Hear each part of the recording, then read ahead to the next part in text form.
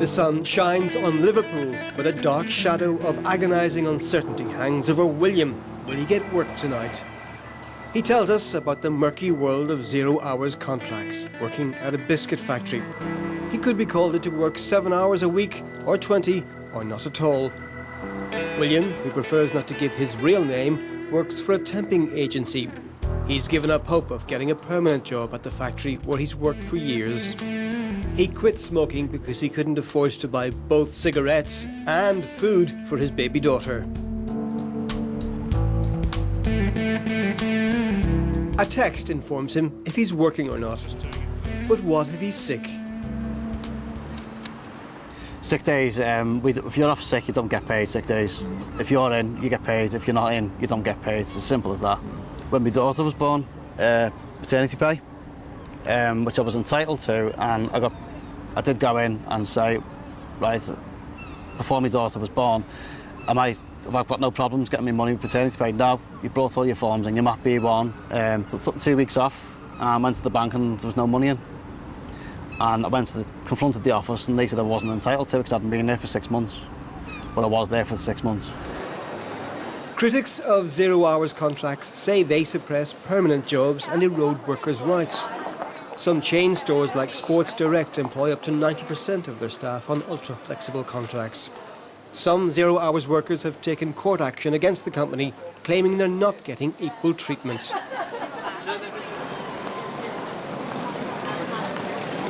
I work alongside people who are in a lot more than me, do the same job that I'm doing. And sometimes the agency are working twice as hard just to try and get notice to try and get a contract. It's frustrating whether you're going to make your rent 1 week, whether you're going to be able to pay your bills, whether you're going to earn enough to pay bills and food as well. It's hard to live. We don't survive, we get by. From Liverpool, we head to London. The Conservative-led government says some 2 million jobs have been created since 2010, thanks to what they call a flexible job market. Labour says it will clamp down on those 0 hours contracts it deems exploitative. This temp agency says some unscrupulous employers pressure staff to accept unfair contract terms. It needs reforming because the exploitation and corruption within it is now so endemic that hundreds of thousands of temporary workers each day are losing out on their rights. There's use of what are known as travel and subsistence schemes, but instead of giving the tax relief to the temp, the agencies then appropriate most, or in some cases all, of the tax relief. The loss to the Exchequer for wrongly operated travel schemes was in excess of £1 billion per year. For all that, employers have little trouble in finding workers, particularly from Eastern and Southern Europe. Nicola escaped Italy's high youth unemployment rate, finding work as a barman in a sports club on a 0 hours contract. Mi sono reso conto che comunque I realise the situation in the labour market here in London is completely different to that in Italy. If you want to change your job, no problem. Within a week, you'll find another one. Cioè cambiare lavoro, puoi riuscire a trovare lavoro di settimana in settimana. For Nicola, who's been on a 0 hours contract for 2 years, there are pros and cons to this way of working. Sono fortunato che comunque lavoro 40 ore settimanali. I'm lucky because I work 40 hours a week. On the other hand, my contract covers neither sick days nor holidays. If I want to take 2 weeks off, I'll lose 2 weeks' work, and during this time I won't earn any money. Perdo quelle 2 settimane di lavoro, quindi non guadagno, diciamo, questi soldi. The UK's main employers' organisation, the CBI, says the flexibility of 0 hours contracts has created many jobs and spurred growth. But trade unions say they've given rise to a low-wage underclass.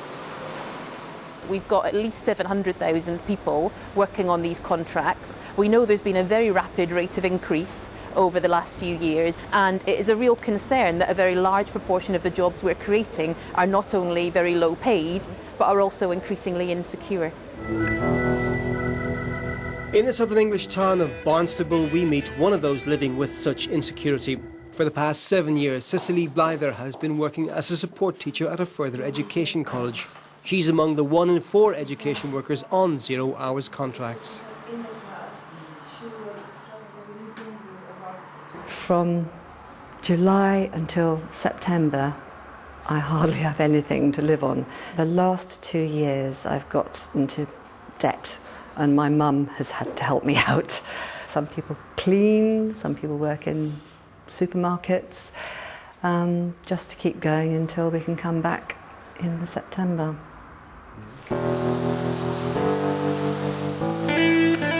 Jeff Southern leads a group campaigning for an end to the situation Cicely and other 0 hours workers find themselves in.